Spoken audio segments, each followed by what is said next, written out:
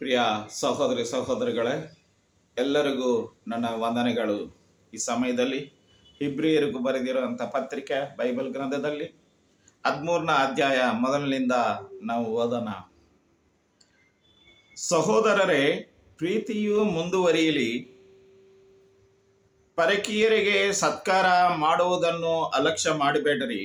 ಏಕೆಂದರೆ ಅದನ್ನು ಮಾಡುವುದರ ಮೂಲಕ ಕೆಲವರು ತಿಳಿಯದೆ ದೇವದೂತರನ್ನು ಸತ್ಕರಿಸಿದ್ದಾರೆ.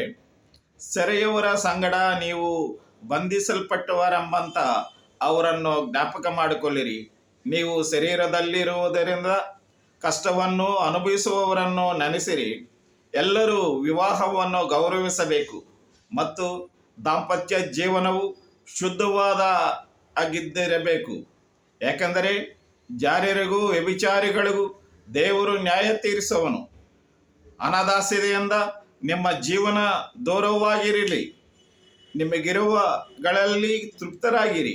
ಯಾಕೆಂದರೆ ನಾನು ನಿನ್ನನ್ನು ಎಂದಕ್ಕೂ ಬಿಡುವುದಿಲ್ಲ, ತೊರೆಯುವುದಿಲ್ಲ ಎಂದು ದೇವರು ಹೇಳಿದ್ದಾನೆ. ಅದರಿಂದ ಕರ್ತನು ನನ್ನ ಸಹಾಯಕನು, ನಾನು ಭಯಪಡನು. ಮನುಷ್ಯನು ನನಗೆ ಏನು ಮಾಡಬಲ್ಲನು ಅಂತ ಬರೆಯಲ್ಪಟ್ಟಿದೆ. ನನ್ನ ಸಹೋದರರೇ, ಸಹೋದರಿಗಳೇ, ಈ ಭೂಲೋಕದಲ್ಲಿ ನಾವು ಜೀವನ ಮಾಡೋ ಸಮಯದಲ್ಲಿ ನಾವು ಅತಿ ಭಕ್ತಿಯಿಂದ, ಅತಿ ಪ್ರೇಮೆಯಿಂದ ನಾವು ಈ ಲೋಕದಲ್ಲಿ ಜೀವನ ಮಾಡಬೇಕು. ಎಲ್ಲ ಸಹೋದರ ಮಧ್ಯದಲ್ಲಿ ನಾವು ಎಲ್ಲರನ್ನ ನೆನೆಸಿಕೊಂಡು ನಮ್ಮ ಥರ ಅವ್ರೂ ಇರಬೇಕಂತ ಒಂದು ಆಸೆ ಇಟ್ಟುಕೊಂಡು ನಾವು ಜೀವನ ಮಾಡಿದರೆ ದೇವರು ನಮಗೆ ಸಹಾಯ ಮಾಡುವಂಥ ದೇವನಾಗಿದ್ದಾನೆ. ನಮ್ಮಲ್ಲಿ ದುಷ್ಟಶಕ್ತಿಗಳು, ದುರಾತ್ಮ ಶಕ್ತಿಗಳು, ನಮ್ಮಲ್ಲಿ ಕೆಟ್ಟ ಅಭಿಪ್ರಾಯಗಳು, ನಮ್ಮಲ್ಲಿ ಕುಟುಂಬವನ್ನು ಹಾಳು ಮಾಡೋ ಅಂಥ ವಿರೋಧ ಚಟುವಟಿಕೆಗಳು ನಾವು ಬಿಟ್ಟು ದೇವರಿಗೆ ಸನ್ನಿಹಿತರಾಗಬೇಕು.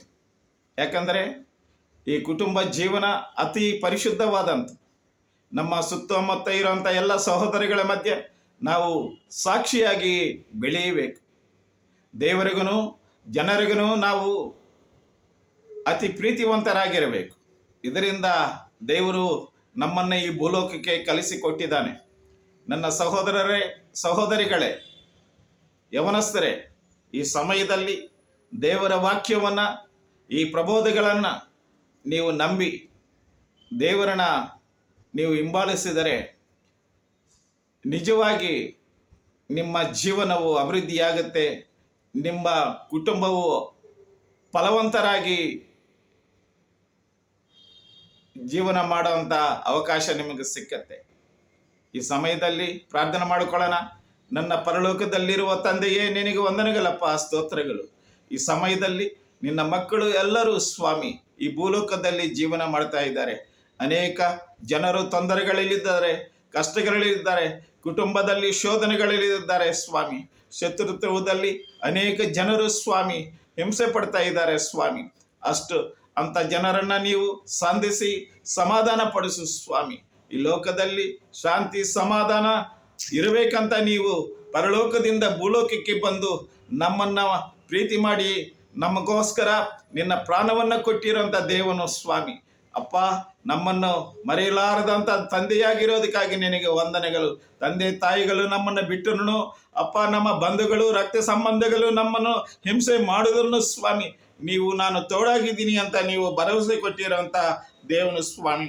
ಕರ್ತನು ನನ್ನ ಸಹಾಯಕನು, ನಾನು ಭಯಪಡನು. ಮನುಷ್ಯನು ನನಗೆ ಏನು ಮಾಡಬಲ್ಲನ ಅಂತ ಧೈರ್ಯ ಕೊಟ್ಟಿರೋಂಥ ದೇವನಾಗಿರೋದಕ್ಕಾಗಿ ನಿನಗೆ ವಂದನೆಗಳಪ್ಪ, ಸ್ತೋತ್ರಗಳು. ಈ ಸಮಯದಲ್ಲಿ ನಿನ್ನ ವಾಕ್ಯವನ್ನು ಕೇಳಿ ನಿನ್ನ ಪ್ರಾರ್ಥನೆಯಲ್ಲಿ ಭಾಗಿಸುವಂಥ ಎಲ್ಲ ಸಹೋದರಿ ಸಹೋದರಿಗಳಿಗಾಗಿ ನಾನು ಬೇಡಿಕೊಡ್ತಿದ್ದೀನಿ. ಎಲ್ಲ ಸಮಸ್ಯೆಗಳಿಂದ ಅವ್ರನ್ನ ಬಿಡುಗಡೆ ಮಾಡಿ ಯೇಸು ನಾಮದಲ್ಲಿ ಪ್ರಾರ್ಥನೆ ಮಾಡ್ತಾ ಇದ್ದೀನಿ ತಂದೆಯೇ, ಆಮೆನ್.